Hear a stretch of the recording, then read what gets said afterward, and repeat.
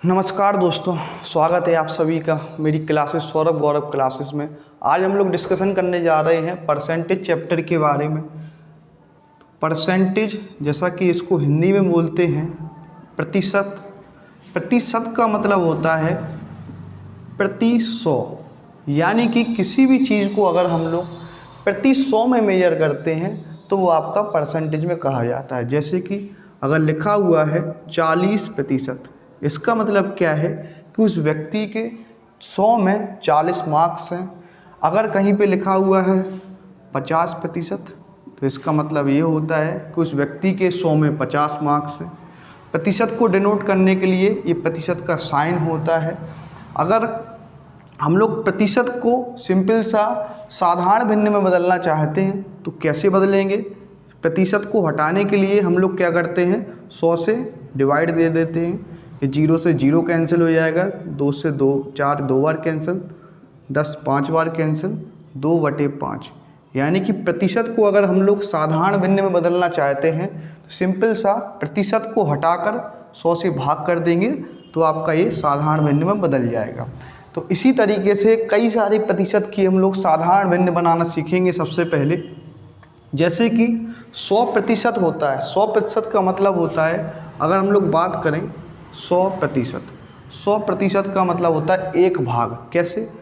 100% हटाया, 100 लगाया, यानी कि एक हिस्सा। यानी कि किसी भी चीज़ का अगर हम कहें कि 100% है तो इसका मतलब ये हुआ कि उसके हम एक हिस्से की बात कर रहे हैं। वही हम बात करें अगर 50%, तो 50% का मतलब होता है उस चीज़ का आधा हिस्सा। यानी कि 50/100, यहाँ से 50 से 100 2 बार काट देंगे, 1/2। यानी कि किसी भी चीज़ का जो आधा हिस्सा होता है वो 50% होता है। वही हम बात करें अगर कि 75% कितना होता है, तो वही सेम काम करेंगे 75/100, यानी कि 25 3 75, 25 चौके 100। यानी कि 75% का मतलब होता है 3/4। यानी कि अगर कोई 4 हिस्सा टोटल है तो उसमें से हम 3 हिस्से की जो बात कर रहे हैं तो वही आपका 75% है। कुछ और परसेंटेज हम लोग देख लेते हैं, जैसे कि 33 सही 1/3%। 33 सही 1/3% कितना होता है? तो देखिए 33 तिया 99, 99 और 1 100। यानी कि 33 सही 1/3% का मतलब होता है 100/3%। जब हम प्रतिशत हटाएंगे और इसको भिन्न में बदलेंगे तो ये क्या हो जाएगा, 100/300। यानी कि 2 0 से 2 0 कैंसिल हो जाएंगे। इसको हम लोग कह सकते हैं कि 1/3, 33 सही 1/3% के बराबर होता है। जैसे कि अगर हम लोग से डायरेक्ट कहा जाए कि किसी भी चीज़ का 50% निकालो तो आप उसका आधा हिस्सा निकाल दीजिए। किसी भी चीज़ का 75% निकालो, आप उसका 3/4 हिस्सा निकाल दीजिए। किसी भी चीज़ का 33 सही 1/3% निकालिए तो आप उसका 1/3 हिस्सा निकाल दीजिए, तो आपका 33 सही 1/3% आ जाएगा। जैसे कि 300 का 33 सही 1/3% क्या होगा? तो आपको इसमें ज़्यादा कुछ सॉल्व करने की ज़रूरत नहीं है। 33 सही 1/3% का मतलब होता है 1/3 हिस्सा। 300 का आप डायरेक्ट 1/3 हिस्सा निकाल दीजिए, यानी कि 100 आपका आंसर हो जाएगा।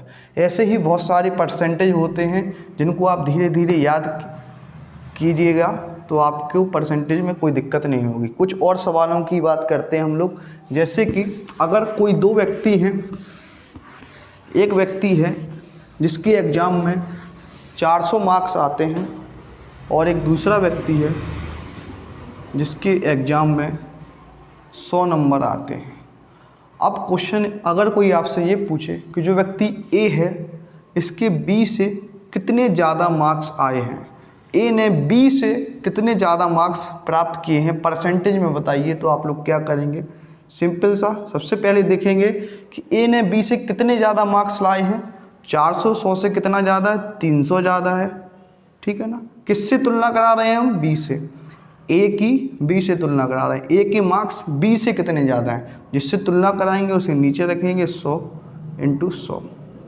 ये 100 से 100 कैंसिल हो जाएगा। इसका मतलब है कि ए के बी से 300% मार्क्स ज़्यादा हैं।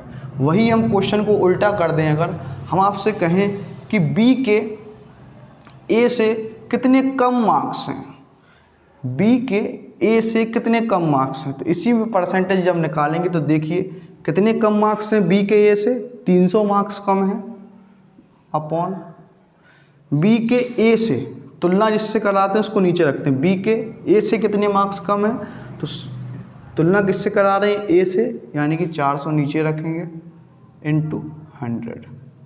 2 जीरो से 2 जीरो आपके कैंसिल हो जाएंगे, 4 से इसको काटेंगे, 4 सत्ते 28 हो जाएगा, 2 बचेंगे, 4 पंचे 20 हो जाएगा। यानी कि हम कह सकते हैं कि जो बी के मार्क्स हैं वो ए से 75% कम हैं।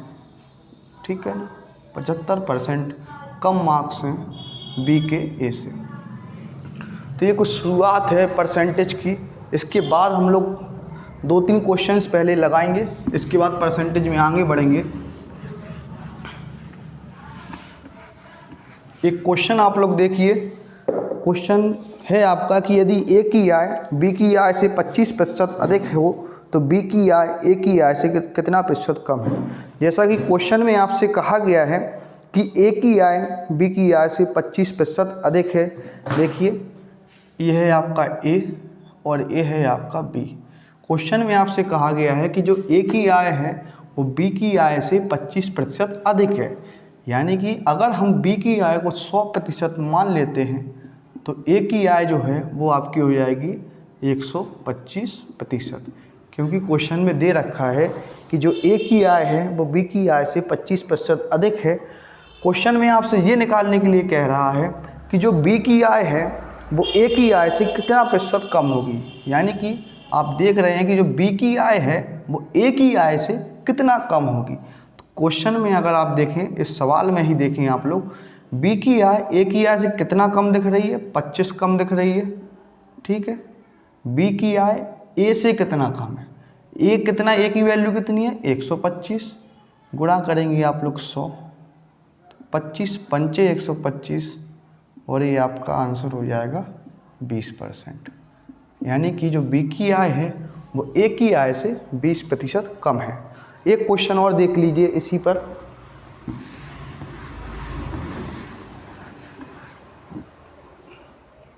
यदि ए की ऊंचाई बी की ऊंचाई से 20% कम हो, यदि ए की जो ऊंचाई है वो बी की ऊंचाई से 20% कम हो, वही बात है, हम बी को 100% मान लेंगे, जिससे तुलना कराते हैं उसी को बेसिकली हम लोग मान लेते हैं। ए की ऊंचाई कह रहा है कि बी की ऊंचाई से 20% कम है 20% को, इसको हमने 80% मान लिया। अब वो क्वेश्चन में यही कह रहा है कि बी की ऊंचाई ए की ऊंचाई से कितना प्रतिशत अधिक है। जो बी की ऊंचाई है वो ए की ऊंचाई से कितना प्रतिशत अधिक है। तो देखिए आप कितना अधिक है, सबसे पहले बी की ऊंचाई ए से 20 अधिक है, किससे तुलना करा रहे हैं, ए से, 80 हो जाएगा गुणा 100, यानी कि 20 चौके 80 और 4 से 100 कट जाएगा, ये आपका 25 बार, तो आंसर आ जाएगा 25%। यानी कि बी की आय जो है वो ए की आय से कितना अधिक है, 25% अधिक है।